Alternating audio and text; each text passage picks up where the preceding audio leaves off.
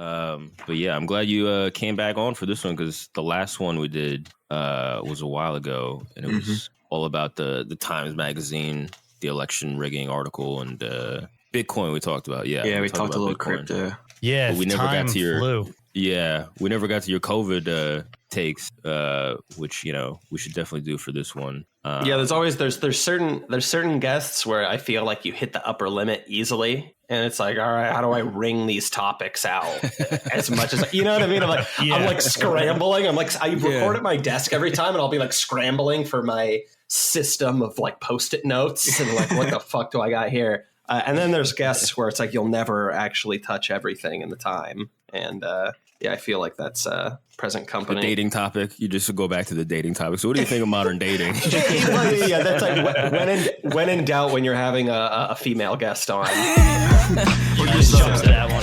So you think these drag people exist? If we have a bad time and we run out of stuff to talk about, I got into a controversy on Twitter the other day.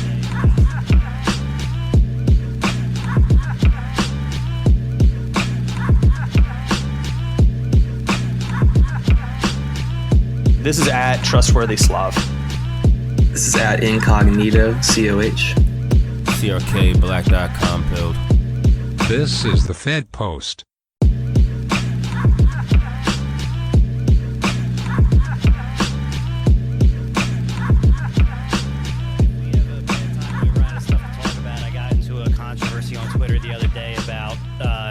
Beach Boys being better than the Beatles. Okay, the all right.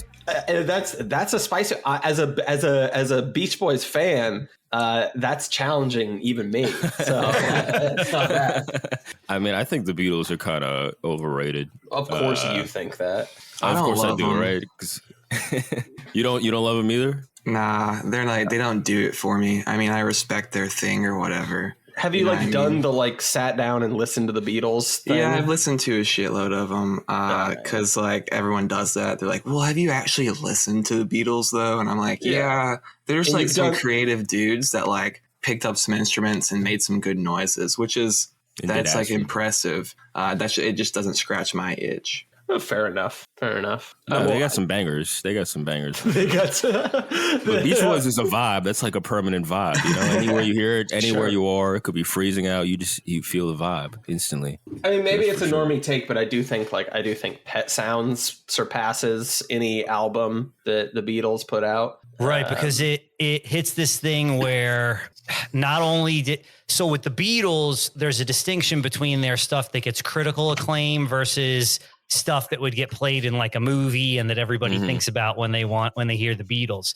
The Beach Boys actually managed to unify those two things with Pet Sounds in particular. Yeah, totally. And it's also just beyond that. Like if anybody's like at all interested in music production, even in like a passing capacity, like Pet Sounds is just like required listening. It's prolific in that craft aspect of it. Is that the album Pet Sounds? Yeah, it's the one where they're like feeding goats on the cover. It's probably it's their of like all their albums. That's the one that has like the biggest combination of both critical acclaim and commercial success. And it's I don't know much about music, so like I am always kind of talking at my ass a little bit on this stuff. But like some people are saying, to use a word, God only knows, potentially greatest song of all time. Also, just as Slav said, the production methods. Yeah, it's like Brian. It's the album that Brian Wilson sacrificed his like permanent sanity at the altar of music for. Like he went off tour and then was just dropping acid every day and producing this album. And it's like I guess you're not a huge Beatles guy, but like CRK, have you listened to like Rubber Soul, like the Beatles album? So like I don't know the albums. I didn't do like a deep. I remember running through everything when I was like a teenager, but like I know like The Word. I think that's on Rubber Soul. That one was fire. I think The Word is in that era of like Rubber Soul or Revolver. It's the transition from poppy boppers for the teenies, to like acid culture Beatles, like that middle ground of like Revolver and Rubber Soul is like the best stuff, right? Yeah. Before they went off the deep end or whatever. Like, yeah, I mean the deep end stuff is still good too, but and Pet Sounds is basically like that perfected. It's him doing like shit that will get played on the radio. That's like really, really solid pop music, but it's also like psychotic. And like if you listen to the lyrics, it's like it's someone being like deeply unwell. It's awesome. It's fucking really. Pet Sounds is so fucking dude. I didn't know they had like a psychedelic side as well. Yeah, well, like goats on the cover, they gotta be. Well, yeah, good vibrations, right? I mean, you're familiar with that. Right. Yeah, and Brian Wilson's like straight up like literally schizophrenic. Yeah, Brian Wilson. I mean, this era is what split up the band too, because the other guys were not on board with the drug culture stuff that, you know, Brian Wilson was into, and that's what caused the tension that kind of broke them apart. Combined with the fact that, you know, Brian Wilson lost his mind. Like when they tour now, the Beach Boys still tour, but they don't tour with Brian Wilson. They haven't toured with Brian Wilson, I think, in like 30 years. He tours on his own, just like, I think it's just like him and his piano or something like that. But, you know, the way one of my friends described him is he's just like a star child at this point. Like there's not like a complete human being there. You know what I mean? That's a perfect way of putting it. Yeah. It fucking Pet Sounds is just the monolith in 2001, and then you know, to add on to that too, his brother, like to add on to just like getting gun shy from the drug culture, like his brother and maybe him a little bit, like spent some time around Manson. In the 60s, and then that came back to bite him in the ass because they're like hanging out with, you know, presumably like this guy who's just like bringing prostitutes around and drugs, and you know they're, you know, talking to him like, oh, we can, you know, help you get into the music industry, and you know that played a big part in, you know, him going fucking totally ape shit. Fucking very weird. Very weird. Yeah, shit. That's one of the weirdest, like, sort of just like pieces of esoterica is like that. You've heard Manson recorded that song, right? When he was trying, I forget. Do you remember? You know what I'm talking about? I forget what it's called. I thought he had a couple of songs. Yeah, he's got like a couple of singles or something like that. Yeah. Yeah, and I think he recorded them with not Brian Wilson, but the brother who like died swimming. Yeah, I think that's right. He was involved because Manson had all those connections to the music industry. Like if he wasn't, he knew all the right people, I guess is like the best way to put it. Yeah, and I think it's like one of those things of like, honestly, sort of like Epstein in a sort of way where like that is exactly what it's like. He's like the 1960s Epstein. Yep. But like accidentally almost, I'd say. But unless you're somebody that, and I don't know, I'm agnostic on it, but like unless you're one of these people that thinks that like Manson was like MK Ultra and shit like that, which is a possibility, but like he insinuated himself into these circles through like drugs and like having these whores, and so like it's kind of this weird thing of like, yeah, like Charlie Manson knows that like Dennis Hopper raped a chick at a party or something and like is selling drugs. And so like, dude, that's one of the things that made the Manson story really big too, right? Is that it implicated all of the entertainment industry. Mm-hmm. And I think that's one of the reasons why like Bugliosi, I think was the guy who wrote Helter Skelter and was the lawyer. He like wrote the whole moral panic drug narrative around it of like, this is the dangers of LSD, so that it didn't actually touch on the real thing of it, which is just like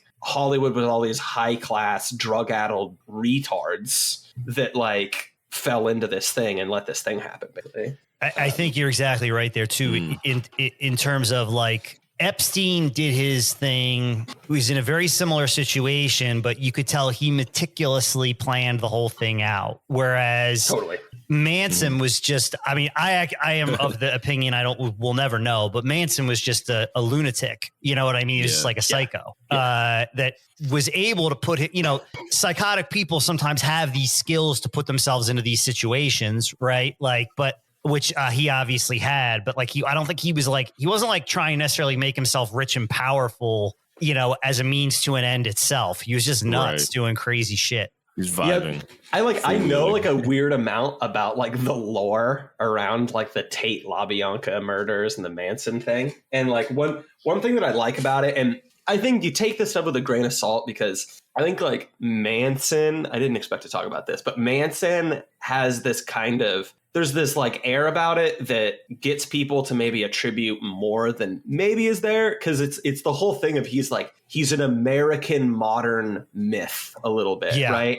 And so so people kind of put this thing on of he's an amalgamation of like modern American culture, and the big thing, right, is that he was in and out of like juvenile detention facilities when he was young, getting like raped all the time. Right. Yeah. And then as part of just our kind of like corrections system culture, like a lot is written about how he was given How to Win Friends and Influence People. And he studied that book like religiously. And so the kind of narrative that forms, right, is that he was totally whacked. Right. And that, this kind of American bootstraps kind of culture and this book made him this like psychotic, almost like an American Psycho, except as a hippie, right? Like, and he did all this during a time period of like great, kind of similar to what we're in now, like a very large amount of change and tumultuous change. And just to the point where like you had a lot of people who were,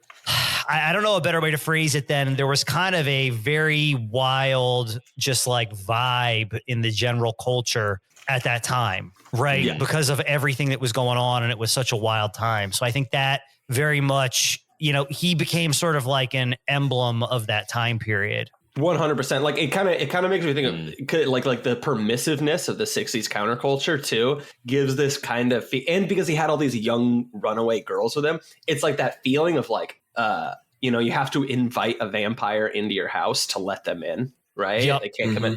And like Manson is like the vampire getting in the house from that open-mindedness of the 60s. And the loss of innocence from it too. Cause there was like a time, like early on, there was this idea that like all this sort of permissiveness wasn't going to have consequences, right? It was going to be like the age of Aquarius crap, like, and all that stuff. Right. And Manson in a way almost represents the end of that, right? Because he was like, no, like, there are consequences. Like, this isn't just going to be all sunshine and rainbows. The way society is moving. Totally. And that's where the feds making it like a really like cultural and like moral panic narrative in the tail end of it has like some ulterior motives. But that like loss of innocence aspect of it is like one of the aspects that's like pretty accurate, to be honest. And like it definitely, like, I think they glossed over like the class aspect of it, and the fact that like something that is mind blowing is like Manson, like there were people that worked for intelligence agencies that were members of the family, at least one. And Manson also had been picked up by police in possession of illegal firearms and being with minors like 3 or 4 times, and was just like let go for no reason. Like, and so one of the theories, and there's like a lot backing it up, is that Manson had like a lot of connections with the feds, and that, like all these times that he was kind of just catch and released was because he was an asset. And then this goes into like COINTELPRO, and there was a lot of people. The most innocent reading, right, is that you just have a lot of people that are, in Hollywood trying to infiltrate like Maoist groups and civil rights groups, and then they kind of get caught up with Manson, and it's kind of a burn after reading thing. It's like, well, they didn't like have anything in particular to do with it, but they just like failed to prevent it, and they were associated. Or a much deeper, darker meaning, is like kind of like the Pulse nightclub. Maybe they had something to do with it. Or even crazier, like maybe he was some form of MK Ultra. Like it's fucking insane. Well, there's also the possibility too that, like, you know, I mean, he was well known around town in LA, and that, you know, that you had, you know, people that were working for the federal government that just sort of got involved in his orbit and enjoyed it. And when he got picked up, he was able to just call in favors because he knew the right people. You know what I mean? Right. He may not have even necessarily, quote unquote, been working for them so much as, like, you know, there were just some powerful people that enjoyed the drugs and the girls and all this sort of stuff. And as a result, you know, he could call in favors when he needed them. I love the idea. It seems like kind of like a Cohen film of just like your criminal justice system just like gives some young man like a self-help book, and this resource alone is enough for him to just like charm the pants off of like innumerable federal agents. Yeah. Like that in drugs and pussy is enough to just break the intelligence apparatus of the United States. Have you guys, by the way, just like on this topic, have you guys ever seen Beyond the Valley of the Dolls? Dude, I haven't. I want to. It's worth watching. Like CRK and COH. Are you guys familiar with it or no? No, I'm not familiar. I don't know anything about it. Do you know who Russ Meyer is? No. Okay, so he made all these like very just weird movies in the 60s and 70s that were known for a few things. Number one, like he was sort of like the king of like these like B movies, and most of which are too weird for me. I'm not good with that stuff too well. The second thing is he is known for always casting women with gigantic cans. And like, a man of taste. Yes, he had. Like, he used to always joke about it and everything, and always topless. Like that was like his movies always basically had topless chicks in it. Anyway, he actually got to do one big budget movie in his career. And he co-wrote it with Roger Ebert, like the Roger Ebert you're thinking of, the movie reviewer guy, weirdly enough. They wrote it in 1969 and it came out in 1970. And it's like it's a parody basically of a lot of the things that we're talking about like right now, like that sort of loss of innocence, the late 60s. There's a Manson like storyline involved. There's actually, which for the time was wild. There's a transgender character in it. It's a very, very, very, very bizarre movie. Well, I saw it for the first time just with my girlfriend at the time. We just had like HBO on in the background, then it came on, and based solely on the opening scene, we were like, oh, we got to watch this all the way to the end. Because it was just so odd. And then, it's kind of known as like this sort of bizarre classic. And the studio, I think, lost money on it. And Russ Meyer went back to making like low budget movies, but it became like this giant cult classic. Well, and the craziest, like I'm almost hoping that you like were unaware of this so that I can just blow your fucking mind in real time. But like the most insane part of Valley of the Dolls is that Sharon Tate is fucking in it. It was like so Sharon Tate is in Valley of the Dolls. This is Beyond the Valley of the Dolls. Beyond the Valley. Oh, God damn it. It's actually called that partially because part of the parody is of Valley of the Dolls.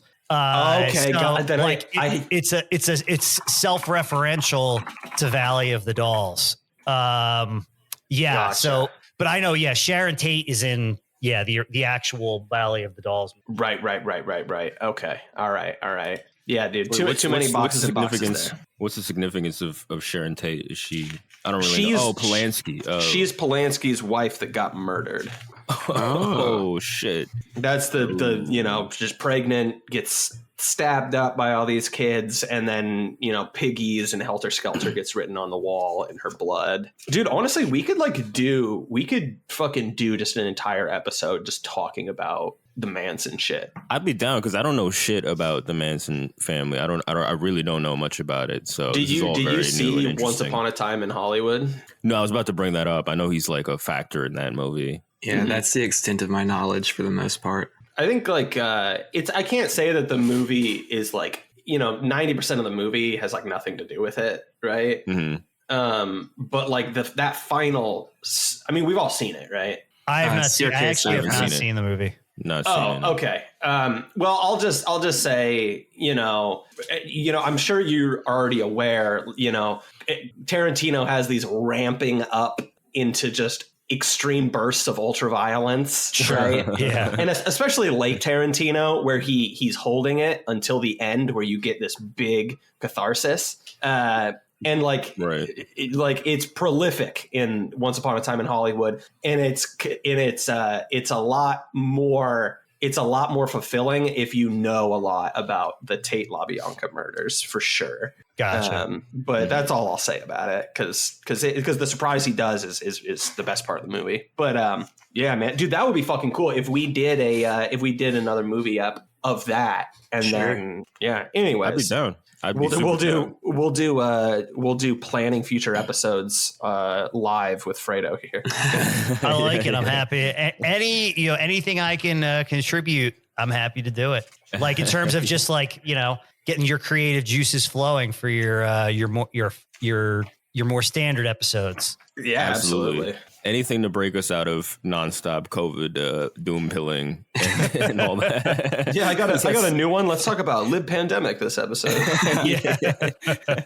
Honestly, it's something we have to fight to not bring up, because I know you're on the Good Old Boys live streams a lot. I mean, do you guys manage to avoid it a lot or whatever? Because we I don't know, it's like a trap, a sinkhole to always fall into. I mean, I feel like the way we usually handle it is if there's a new story during the week, we will do it. We don't make efforts to avoid it, but we also never let it become the bulk of a live stream, right? Unless early on, there were times that we did, right? Because it was the, sort of the biggest story and it was a new thing. But I feel like, when we cover it, if we do we usually do a stream every once a week between an hour and an hour and a half. We might spend 20 minutes on it. You know what I mean? Something like that. If something new would happen that week. So we try to avoid becoming like a one note type thing. And I think we do a pretty good job with that. That's the big hazard with COVID, I think, because I think it's part of the design, right? Is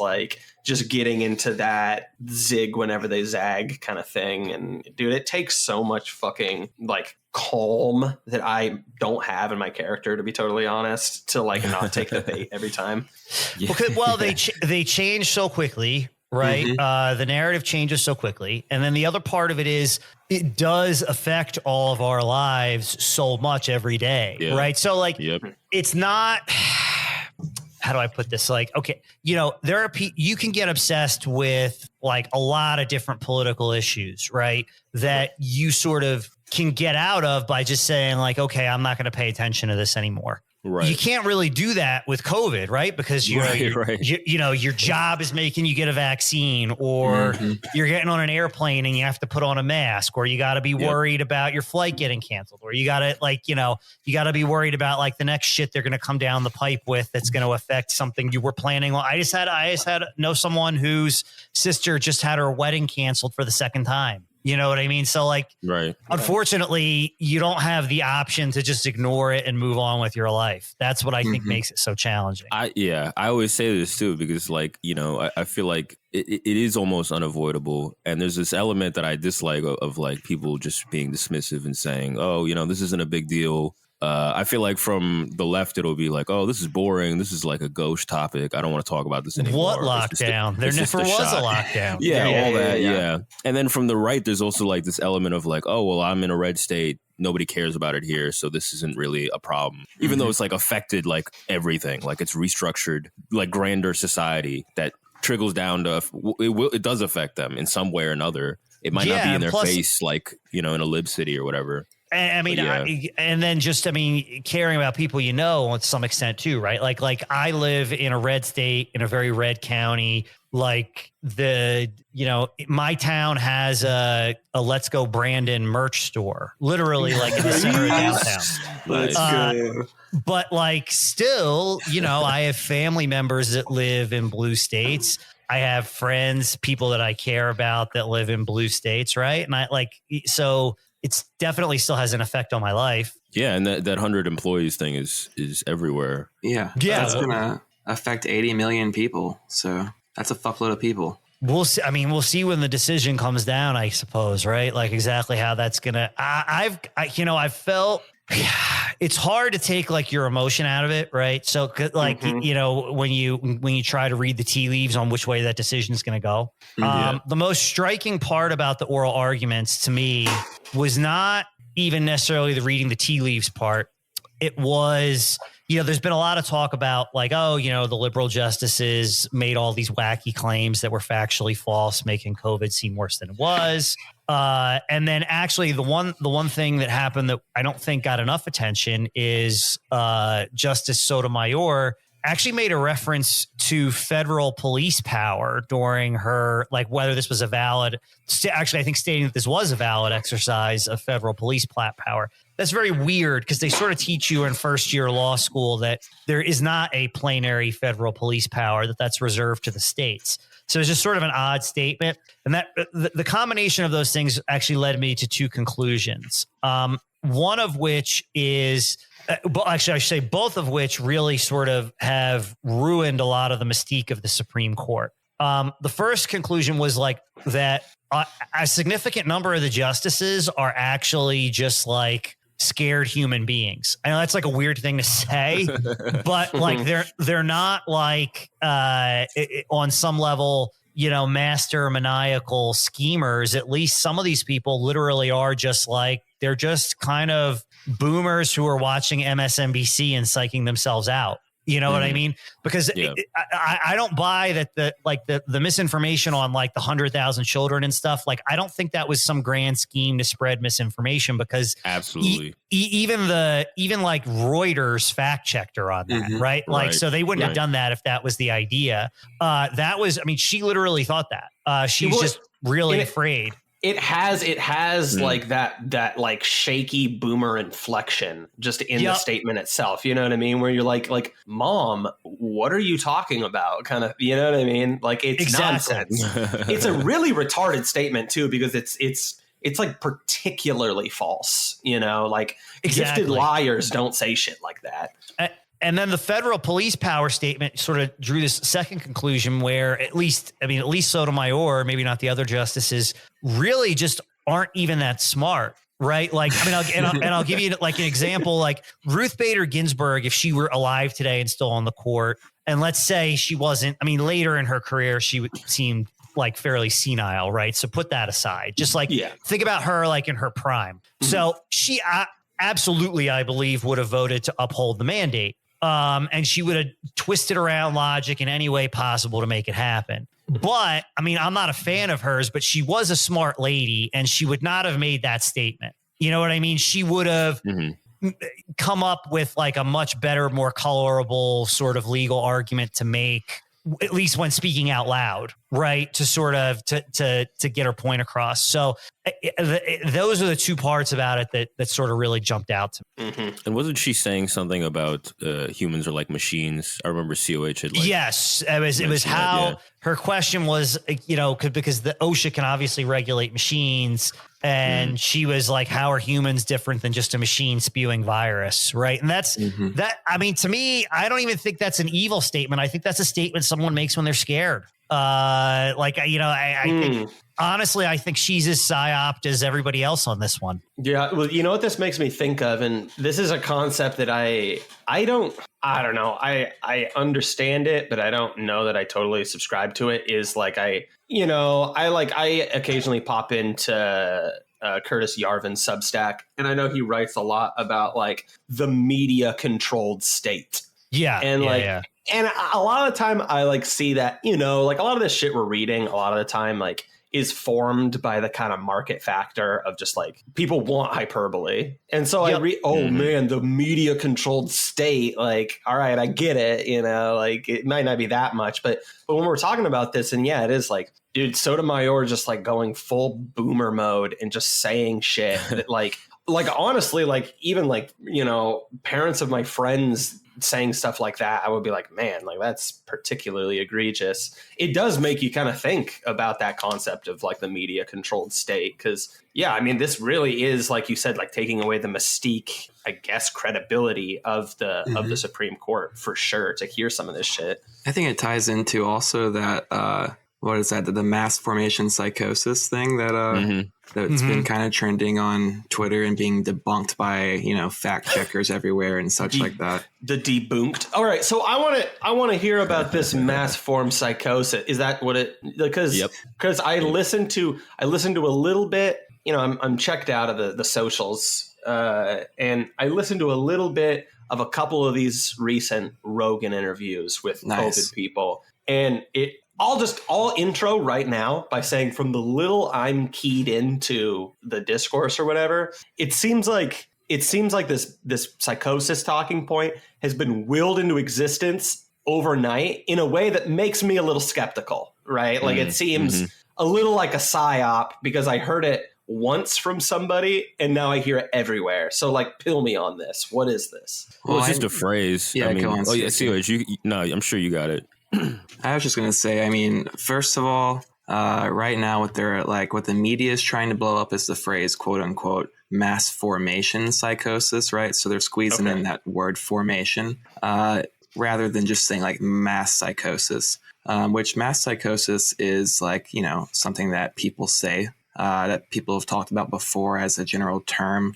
It's something that Carl Jung has talked about a bit. And it's something that, they used like stuff like mass hallucinations. They're kind of in that same kind of realm of mass psychosis, which is things that they've cited before for explaining away various phenomena. Anyways, so that's just some background to say that there is some general conception of the idea of mass psychosis, people getting all wrapped up into a frenzy, experiencing basically psychosis because they're just on such shaky ground. They don't know really what's going on. And so essentially that's kind of what Dr. Malone was talking about on the Rogan episode. He was just saying like the media is whipping people into a frenzy, essentially creating a state of mass psychosis, which he then went on to like a liken to, what happened in Nazi Germany or places like that, which is always a fatal flaw. Like you don't ever really want to compare any situation to Nazi Germany because it kind of throws your credibility out the window. Because it's just like, oh, yeah, it's like the most recent bad thing people can think of. And it's like the furthest extreme. So let's always refer to that. It's too established in the memeplex. Like people have the scripts ready at hand to go, oh, you're making a Hitler reference. All right, that makes a lot more sense because, that's just something that's just patently true. Yeah, like, that's of course. We've talked about that like ad nauseum. Yeah, it's not a novel concept. Like it's something that like, or it is a novel concept. It's just something that you just kind of intuitively like can grasp. You're like, oh yeah, sure. People are fed misinformation. People are, their emotions are preyed upon. They're driven into irrational states. And then that just kind of spurs on this like psychosis. And everyone kind of taps into the same group think when you're all getting the same, spew of misinformation. So you kind of like push each other further down into the ditch, just making each other's irrational thoughts just seem more rational by also experiencing like a them. Positive feedback loop. Exactly. And the reason why it took off all at once, I think, is basically,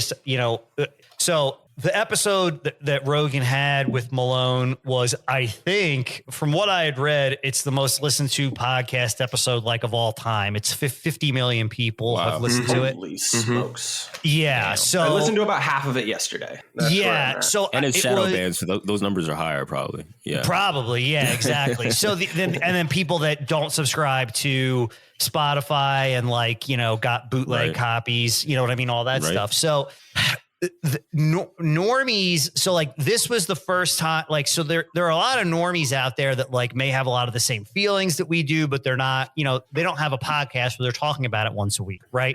So they're not putting it, like, to use the phrase, they're not putting in the work. They're just kind of trying to live their lives and get by. And as anyone normal human being should and would. So they listen to this podcast. And when Malone touches on this concept of, mass formation psychosis, the reason it took off like wildfire, like on social media, is so many just normies were like, holy shit, this explains why my aunt, my cousin, my sister has become such a wacko that I can barely even talk to anymore since this COVID thing dropped. Right. A lot of people have found that really distressing. I mean, because there's the sort of stress of having to deal with the way society has reacted to this COVID stuff in general. But then you layer on top of that the fact that a lot of people have had their personal relationships trashed as a result of it, right? Like people won't talk to them. People wouldn't have, I mean, I know people like that, like their family wouldn't have Christmas with them. You know what I mean? Like all that kind of stuff. So I think a lot of people, particularly the holidays had just ended. So a lot of that might have been on display. And then they just sort of heard a very easy to digest explanation for what they were experiencing. So it really resonated with them. And that's why I think it became so viral on social media. Okay. Absolutely. That makes a lot of sense now. That makes a lot of sense. I mean, Rogan is huge. And I mean, he's great, honestly. Like I really enjoy that he exists in the media space because he just, of course, gets these people on and he's very impartial, very like, yeah, we're having him on the podcast next week, actually. yeah. Rogan, yeah. But yeah, I mean, and I don't think it's a psyop because it just strikes me as like pop culture, like buzzwords, just things that like, you know what I mean? Things catch a life of their own once there's like a phrase, like Fredo saying, like there's something to explain. There's always hyperbole, like you were saying, Slav. Like there's always the risk of that with the Nazi comparison. But in the end, like, you know, like the Milgram experiment, you know what I mean? Like that is a study in psychology that's separate from, that was after the Nuremberg trials, that is like in relation to that inspired it or whatever, which is that experiment. If people don't know, it's like the obedience experiment where they're shocking the, you guys all know that one, right? Yeah. I've heard of that. It's basically like they get some subject in and they tell him like, you're going to quiz this person on the other end of the radio. You can't see him. And every time he gets it wrong, you're just going to administer a small shock. And he keeps raising the intensity of the shock. And eventually the voice on the other end is saying like, I can't breathe. I got heart issues. And they supposedly like stop responding. It's implied that they died. It's just an actor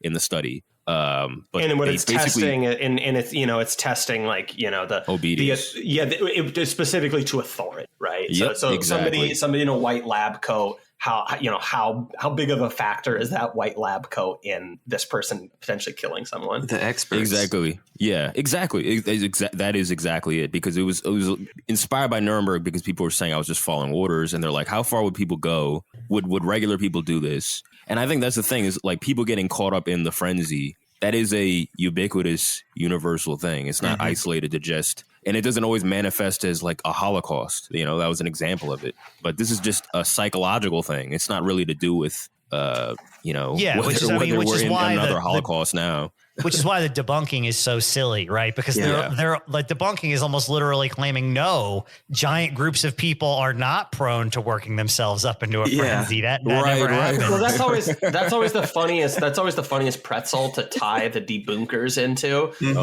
Is just like bait them into needing to argue against an unfalsifiable claim. Like the very premise of testing whether or not something like that is true or false is just, it's like it's like not a valid premise, you know?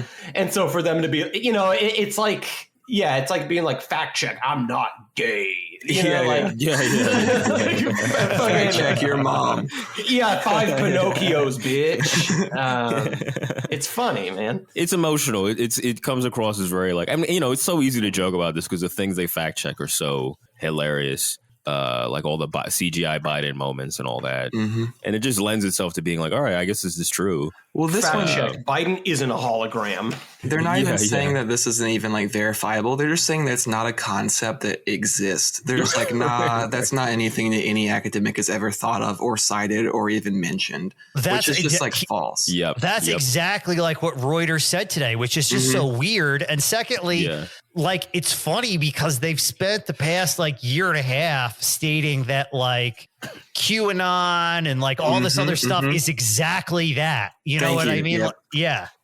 Oh, right. That's true. Yeah. That's what they used on to Trump. Like he's a fascist demagogue. He's going to whip people up into a frenzy. He's going to bring hatred out from everybody.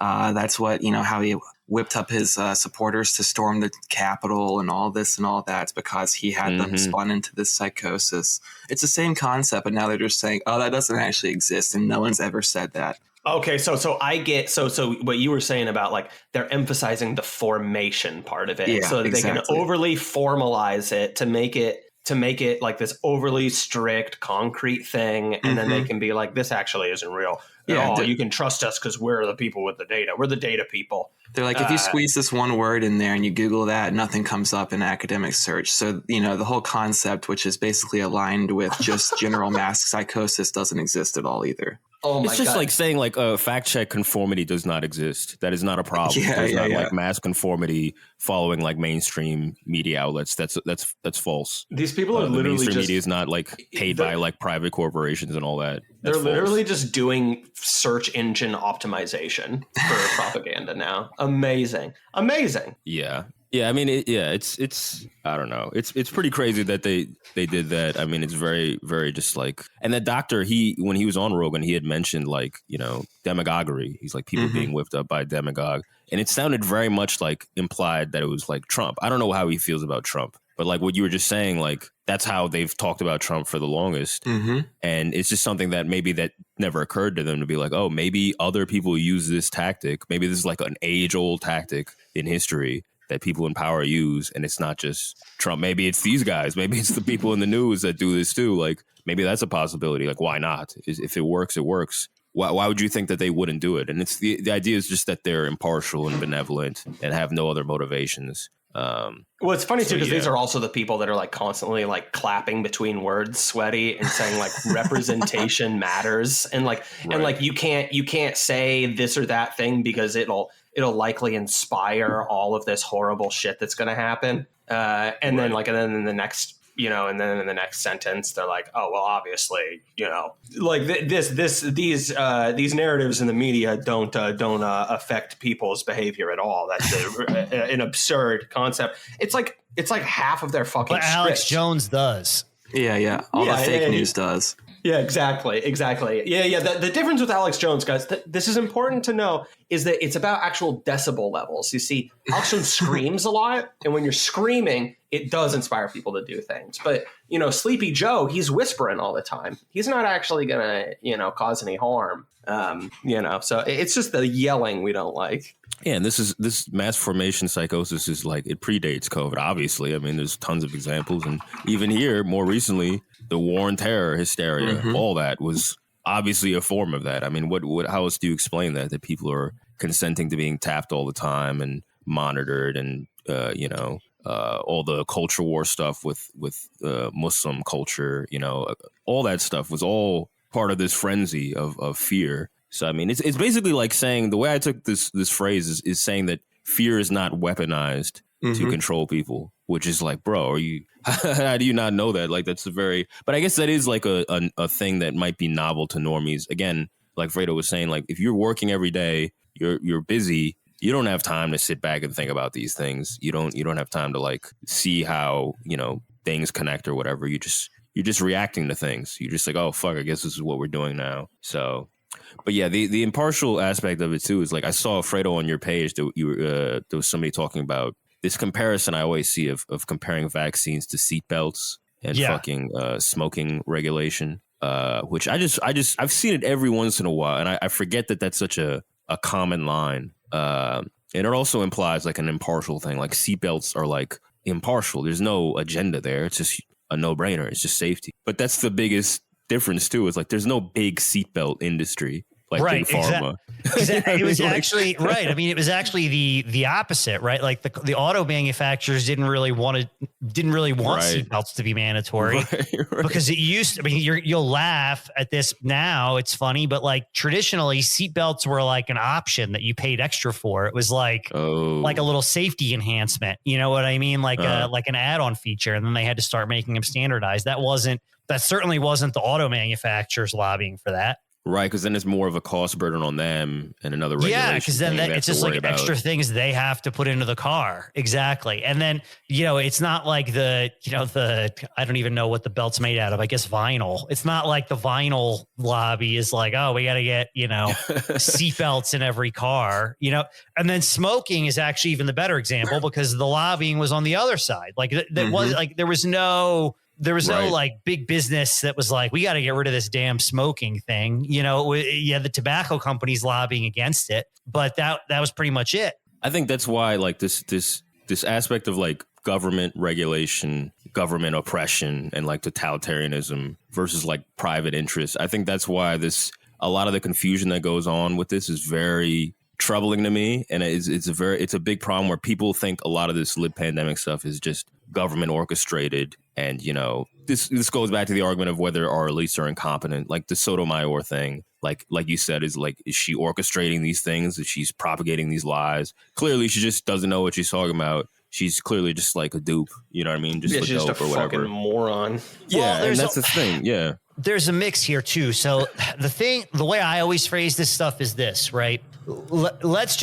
assume like the most cartoonish version of lizard people, where there's just like a smoky room full of 20 guys that are hammering out how they're going to screw people, right?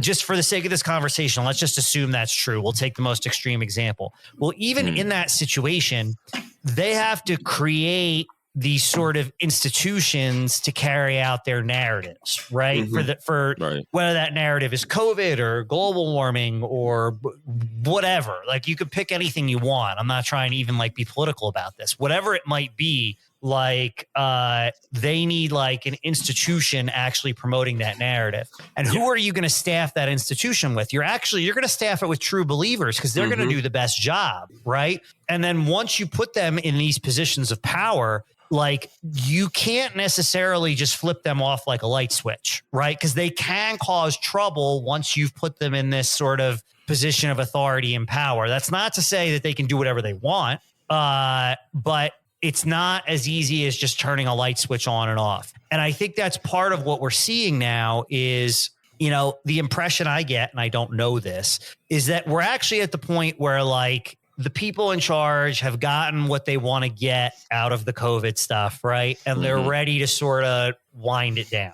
You know what I mean? Right. At least wind the hysteria part down. But it's been pretty challenging for them because these sort of institutions that they've created around this whole thing are not necessarily just immediately going along with it in the smoothest way possible. And then, and then you layer on top of that you've created like, millions of hypochondriacs. And that's not a thing that you can just tell them, okay, guys, like, don't be hypochondriacs anymore. It's not quite that easy. You know what I mean? Right. Especially people that believe in long COVID or whatever. It's like you're saying like the psyops work too well. Now, how do you unwind this when you've convinced everybody? That is a big thing. I mean, as far as like there was that article that like Sanrio had posted of like 60% of people in the hospitals in the early stages of COVID were like asymptomatic, people just flooding the hospitals and they like had nothing or mild symptoms. You mean like in the early stages of Omicron, you mean?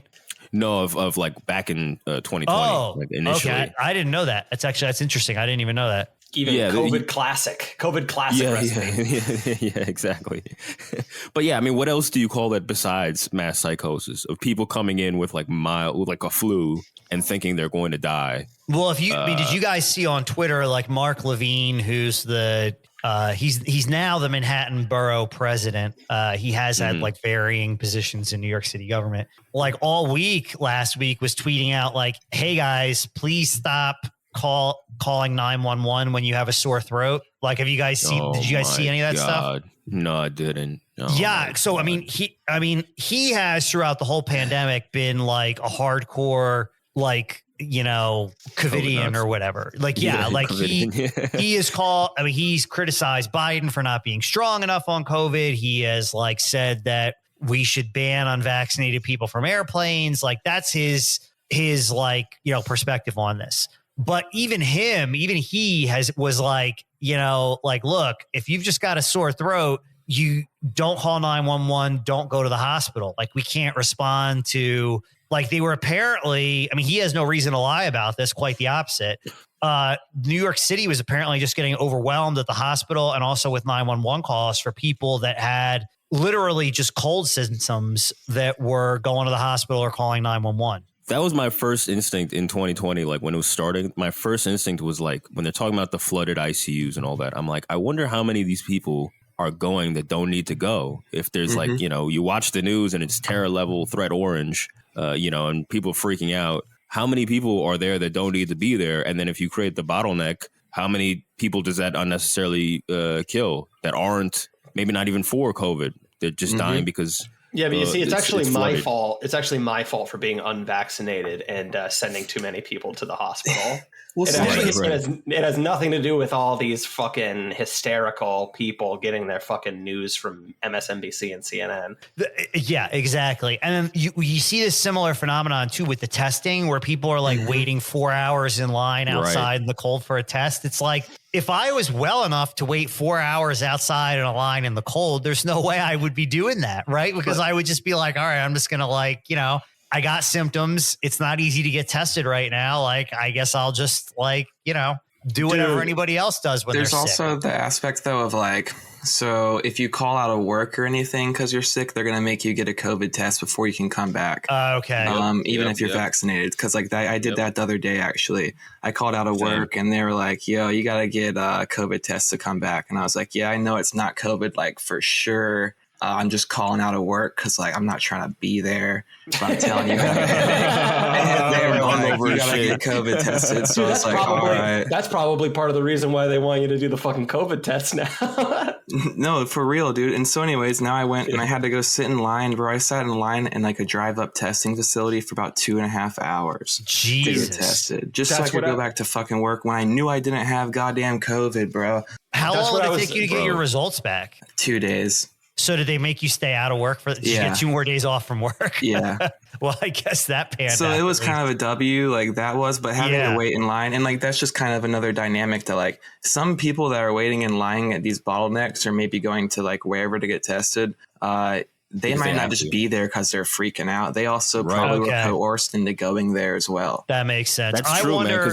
If they're going to end asymptomatic testing, because it's going to be hard because people are going to freak out if they do it. But you guys saw the NFL ended it. And then just before we got on the air today, I was logged on to Twitter to get the link for this, this stream. And I just happened to see the news story was the UK was going to stop letting people get tested for free. Yep. Other than in certain situations, I think it was symptomatic or you were in a nursing home or, you know what I mean? High Stuff risk. like that. Yeah, exactly. Yeah, dude, for fucking Christmas, I needed to, a scared animal, lure my dad out with, the assurance that I would, get a test. Right. And so I showed up to this site with my girlfriend. No big deal. I have a girlfriend, and I show up and there's it's outdoor. You have to stand out in the fucking motherfucking cold, which sucks, right? And don't need to tell you guys why that sucks. And it's this huge fucking line, humongous motherfucking line of people that are all probably fucking vaccinated, right? Right. And not that I give a shit, but it's just funny because it's presumably these people all care about this kind of stuff, and it's nobody's social distancing or anything, and you got to stand there. It was probably like COH was saying, probably at least a 2-hour wait. And we got there, and this is by appointment too. And we show up there, and dude, 5 minutes into waiting there, I just turned to her and I'm like, dude, this is a fucking joke. We're going home. And I ended up, I'm lucky enough. I'm not going to lie to my fucking dad about it or anything because that's important to me. I am lucky enough to have a friend who had an at-home testing kit. Gotcha. That before I bought they got them. it impossible to get. Those were getting sold out. Yeah. Mm-hmm. And well, dude, I went to 3 fucking drugstores to find one. And I ended up, needing to, I'm the idiot who didn't plan ahead. I ended up just buying it off my friend who had bought them in bulk. Nice. Smart it's move. It's a fucking nightmare, dude. And I know numerous people that need to do these tests to work, right? Because they're unvaccinated. And dude, the crazy thing is, right, is that you get all of these fucking libs constantly doing the holier than thou thing, being like, we need to expand testing. It's so important and we care about it, right? The whole thing they do of acting like they're the only people that care about something. Right. And dude, I'm in fucking the heart of the blue, right? You would think that testing is is in tip-top shape around here. It's fucking shambles, dude. Same, man. The same thing happened to me because I'm in New York. There's like long lines of people like waiting outside for vans and shit. And I was in DC for like the holidays. And my girlfriend, I also have a girlfriend, also not an incel. Nice. And she, dude, she fucking take that, haters. And she like got sick with the flu. And my family's freaking the fuck out because it's close quarters. They believe all that shit. They were getting mad at me for not getting vaxxed for the longest. And I did the same thing. I had to run the fuck around with her, and she's sick as shit. And we had to run around and look for a fucking testing site, and everywhere was fucking packed to the brim. And, and the other thing too is you go there and you're surrounded by fucking sick people. So there's another thing too. If you weren't sick, you might fucking catch COVID while you're there. Mm-hmm. And like, the sickest thing about it was like, some places would let me do it. Like it was booked everywhere. But one place was like, we can test you. We're full for the day, but we can test you if you pay like 120 or whatever. Like if you pay like a side amount, if you're getting it not from us, like there was some weird get a fast pass. If you're not getting it from Disney us, World, yes, exactly. It's like if you're not technically getting it from us. So if you pay out of pocket, we can give it to you immediately. And I was like, well, that's why. Like, I don't know if y'all saw, but like in New Jersey, there was a story where a couple sites just opened up doing COVID testing. They like no insurance, no nothing. Like they charged like $100, right? But they weren't real. Like they weren't registered with the state or anything. Like I don't know if they were just Q-tips or they were real tests or whatever. But basically, like they ran a bunch of tests. They disappeared. People contacted the state like, "Yo, did you get my results?" And the state was like, "We have no idea what you're talking about." So like that was like scammers. I know. Shout out to the scammers out there hustling. The other scam that I became aware of was like I have a buddy who I can't give too much information, but he's like in charge of, let's say, a large group of manual laborers. And I was just imagining for some reason you were going to be like, I have a buddy. I can't give too many details. He's actually the head of the CDC, but the CIA. I have a buddy. His name's Anthony Fauci. I call him Tony. Yeah. No, but what the guys would do, like if they wanted a week off from work, is they would because those tests, like if you take enough of them, you'll test positive, right? Like they eventually come back positive. So this was before like Omicronies became the big thing. Like they would just go buy a bunch of those tests, like wherever, and they would just keep taking tests or doing whatever until one popped positive, and then they'd be like, "Sorry, boss, looks like I'm off for the next week." That's amazing. Yeah. That's a move. That's a finesse. They get expensive though. Like these tests, like some of them were like, if you want the full PCR, not just the rapid or whatever, you got to pay $200. In New York, some of them are $275. COVID test, bro. Yeah, I would never pay for that. Fucking grave, bro. Yeah, I saw people were complaining that for the rapid test, the Biden administration apparently there were price controls on them. They had to be $14.95, and like 2 weeks ago they lifted the price controls, so they cost more now. Of course, they got Skrellied and all that. See, this is the thing. Is like people like. Again, I initially was like, oh, look at all these dumb libs. Like, they're all scared. Like, yes, I'm sure a good chunk of them are. But like, see what you're saying. There's a lot of people who, if you're testing out every week because you don't want to get vaxxed, you have to go. If you've been in close contact with someone and your job is making you really don't have a choice. If your family is like, yo, like what happened with me and like with SLAV, like if your family like cares and you don't want to like lie to them and you just want to give them like a brief peace of mind. And it's even tricky then because I was like, yo, if I do this rapid test, are you guys going to chill out? And they were just like, yeah. And then I do it. And then they're like, well, but did you get the full PCR? So it's never enough, obviously. Yeah. Right. Yeah, and like, or did you make it within the window and all this bullshit? But the thing is like, maybe it's not people being like insane on those lines, but it's definitely crazy making. Like, even if you don't believe in it, I'm sure just going through this whole process will drive you nuts in some way or another. But yeah, I mean, it's a giant fucking mess. And it was perfect for the holiday season for all this, mass insanity to just. This mass formation psychosis. Yeah, exactly. I was trying not to say it. Yeah, exactly. I don't want to say the buzzword. Dude. Yeah, it's bad. It's not great. It's not great. I don't think it makes anybody foolish or anything for, jumping through the necessary hoops to engage with fucking society. Right. Like I can't fucking help. I guess I could have. If you got to get tested to go to work, you got to get tested to go to work. You know what I mean? And I certainly respect anybody that doesn't want to lie to a family member. Yeah, I'm not going to lie to my old man. Like, he can't. It does, it kind of comes down to the, like, it's real to him, and like, exactly. Just because I'm sitting here just being like, oh, but Dad, you're fucking psyop, and like, don't you know, and fucking read these articles I sent you, dude.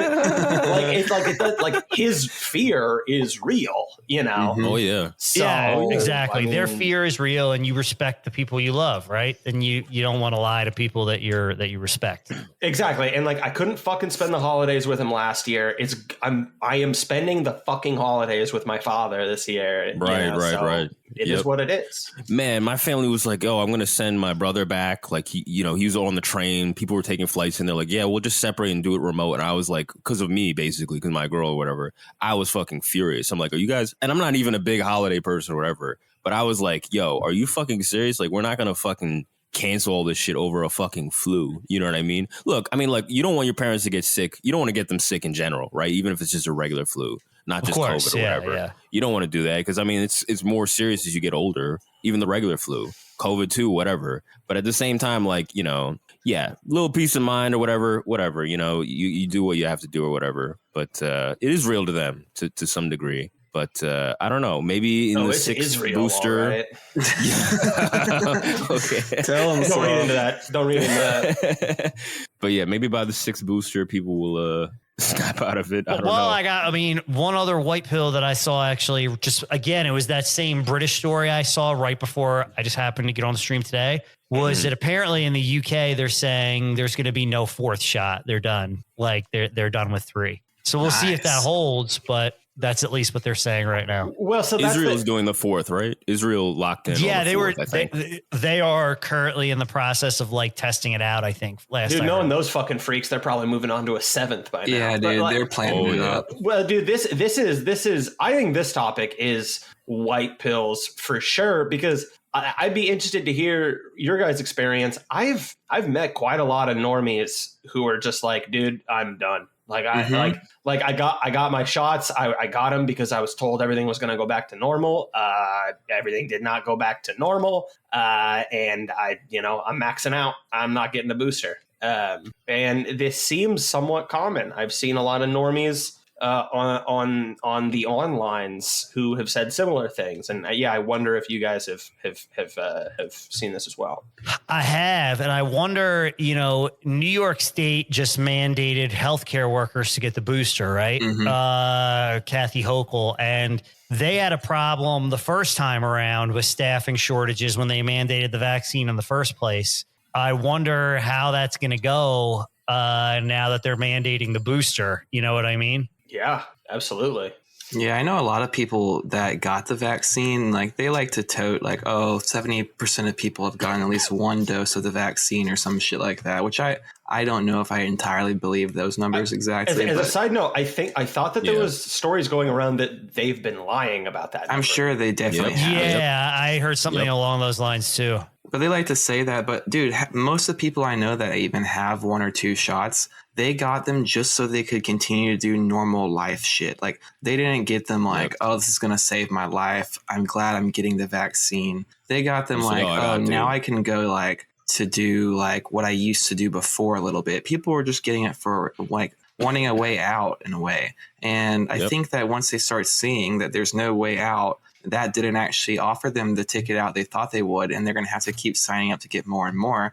I think that's going to get a lot of people to just be like, fucking no, because that's not what I wanted to do in the first place. Like you coerced me in the first place, and like fool me once, shame on you, fool me twice, shame on me kind of thing. Yeah, that's true. I mean, there's a lot of apolitical, like normie people I know that are just fairly like generally live. But out of like apoliticalness, they're not thinking about it. Yeah, just as the default hegemony. Yeah, exactly. And they're just like, I got the first one. I skipped the second dose. I didn't tell anybody. That was a lot of people, and and just. Yeah, and people that were like arguing against me when I was like telling them COVID was like a psyop in 2020 or whatever, and they were taking it very serious. And then now they're like, yeah, I mean, I got vaxxed. I don't think I need the booster.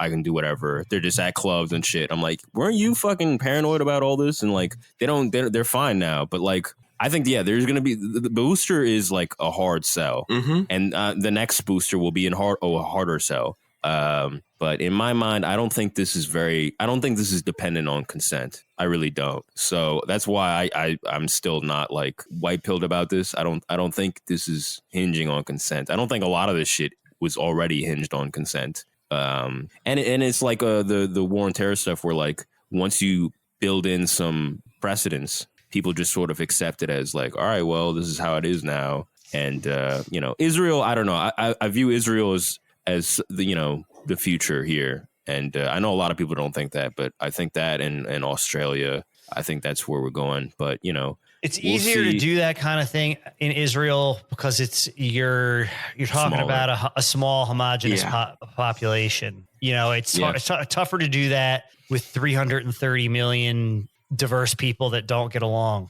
Yeah, this is gonna fucking diversity is our strength pill me. Exactly right. This is like the Vax equivalent of fucking Clyburn using black church ladies to defeat Bernie Sanders. Like, I like Southern black women are gonna be like my fucking patron saints after this. Yeah. Well, so I guess there is an overall winding down of the COVID narrative for sure. That's undeniable. A lot of like blue check experts being like, oh, I guess this is not a big, having some realizations or whatever. And some people just coping. The Scott Adams guy, the Dilbert guy. Is that Scott Adams has been like, yeah, I mean, it's wild to see like major cope. Dude, man. So you haven't seen it, but it's bad. I feel like I've seen Scott Adams do like 3 180s in the last 2 years. What is this fucking retard doing now? He was just like, he had some tweet where he's like, oh, it's so funny that like everybody who interpreted the data correctly ended up wrong, and everybody who doesn't understand the data ended up right. Oh, man, making like a broken hand, broken clock twice. You write twice a day or whatever. Exactly. He was like, yeah, it's just everybody that got this right got it right for totally the wrong reason, and everybody that did all the right stuff ended up getting it wrong. Like that was basically his point.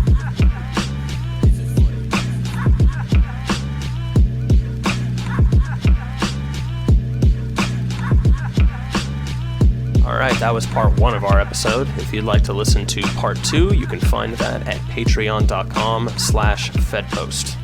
Thanks for listening.